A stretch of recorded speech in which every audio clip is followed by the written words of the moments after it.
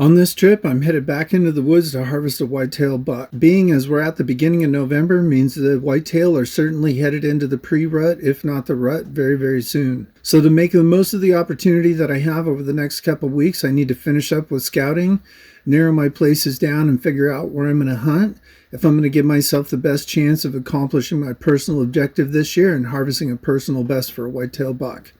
The challenge with that is going to be letting the little ones go. My name is Timothy Broche. I believe it's a suffering for what you take that is the true measure of a trophy. My style of hunting and fishing takes me beyond pulling the trigger, pushing my mental and physical capacity to enhance the experience of the harvest. The water and woods call to me. We should start seeing scrapes up here anytime. Like we're bumping right up against the pre-rut here, so. But just gonna get the game cam reset and head back down and look at where I've got my other tree standing game cam and see maybe finding a bigger buck instead of just finding a buck. So let's get to work. So here's where that buck was, right under this bush. So that's the first scrape. That looks like an elk shed. That's a crazy one. 3, 4, 5, 6, 7 point. Holy shit, there's another one.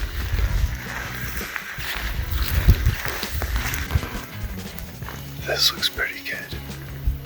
I don't know, we'll put the game cam down here out in the open. Leave it for a couple days. Come back and see what's moving through here. I'll say with certainty we'll have some elk on there. There's elk signs and tracks everywhere in here, but elk season's closed.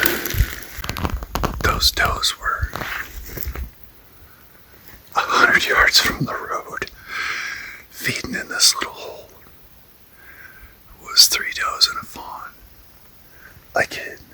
Like, the quad's right there. But this is a spot that I found last time, and I spooked some does up a little bit further last time too. I want to hike up to the back end of this. I was kind of hoping to find a place to set up a ground blind, and those does are in here. And we're moving into the rut. There'll be bucks moving around in here, so head up here. See if I can scare the shit out of some more deer. This looks really good up in here. This is a really good spot to set up the blind because I can tuck it right back in here and then cut some of these bushes and limbs and stuff down and kind of stack it around it so it looks natural and camouflage. Oh, there's a couple places up high that I want to go hiking tomorrow, so let's head back to camp. Well, we got snow up here and wind. It's a good thing I got the quad. I'd never gotten my truck even halfway up the mountain, and I need to go get my game cam. Gonna grab the game cam and head over to the whitetail spot. Well, I didn't see much for tracks all the way up here, although there's some cool pictures on the game cam, but still looks mostly at night. This might be a good spot to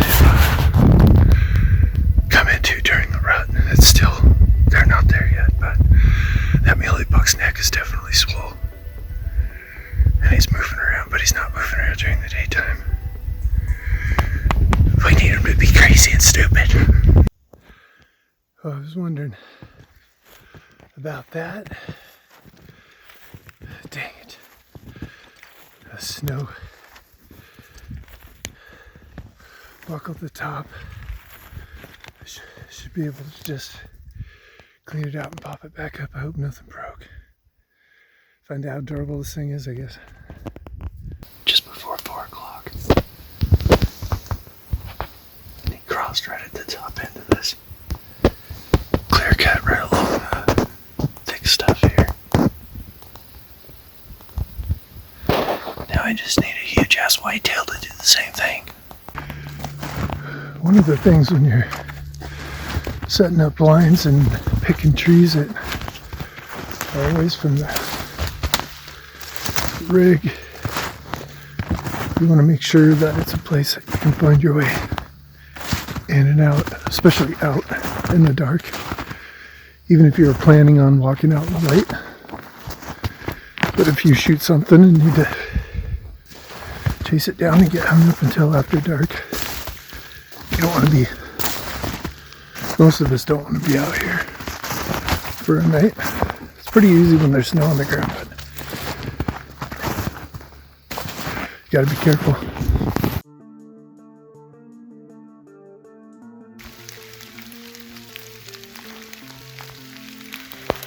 We're getting some weather today. I was sitting in the truck trying to figure out if it'd even be worth going out in this rain. And this happened.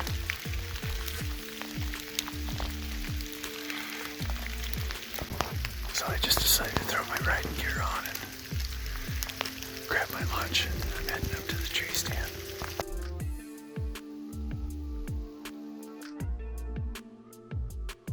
That little forkhorn just walked up the hill, wandered around in front of me.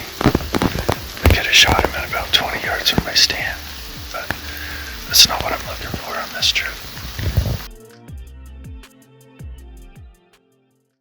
About time to grab my hand warmers and my layers and head on up to the tree stand, see what happens this morning. For the next couple days, I'm going to be hunting in the spot where I've seen rutting activity in the past, and that big buck made that scrape in the mornings, and in the afternoon I'll be in the ground blind up in the back of that clear cut. In areas like here where you can't time or pattern out the deer because they just move around randomly, what I like to do is be in the tree stand about 50, or maybe 20-30 minutes before light, and then just sit there as long as I can. I got all the way up to the tree stand and realized I forgot the keys for the python lock that I have securing my tree stand to the tree. Just headed back up to the tree stand now after shooting light. God, I can't believe I did that. It really sucks. So much time wasted this morning because of one little mistake. Well, if yesterday was my high, today's my low. I pulled my tree stand out of the area that I usually see lots of rutting activity. There's nothing going on over there. I left the game cams up. I'll go check it after I get back from my visit home. Was gonna go this afternoon into my ground blind, and somebody's following my park alongside and where I park and follow my boot tracks up into the clear cut. So it didn't look like he was dressed to stay there too long, so hopefully by the time I get back there he'll be gone and I can go do what I wanted to do. But you know, when I was coming in, he had an orange vest on, and he was about 30 yards 40 yards from the road, and when he heard me coming around the corner, he ducked down and tried to hide with a high-vis orange jacket on in the snow. I don't know why. He just didn't like wave at me, let me know where he was, come chat with me a minute. I would have loved to know what he was doing. I could have told him what I was doing. Would have saved both of us, at least me, a lot of frustration. Came up to this bottleneck area and mostly elk. Looks like a couple little bucks came through, but nothing since it snowed. So again, I'm concerned that the snow's pushed everything out of here. All right, today's Thursday. It's the last full day of hunting on this trip. Trying to get things sorted out to be in my ground blind half an hour before light this morning. Spend all day in the ground blind. Didn't have a good day yesterday. If I would have seen that forkhorn last night, I would have killed it, just packed my crap up and went home. You know, looking last night, sitting around camp, you know, thinking about what I'm going to do today. And I was like, well, if tomorrow was the first day of my hunt, what would I do? And that really helped me get refocused and recentered, and you know, we're gonna go hunt all day today. So unless I get something tomorrow, I'll hopefully see you guys on Sunday for the start of my last week of this year.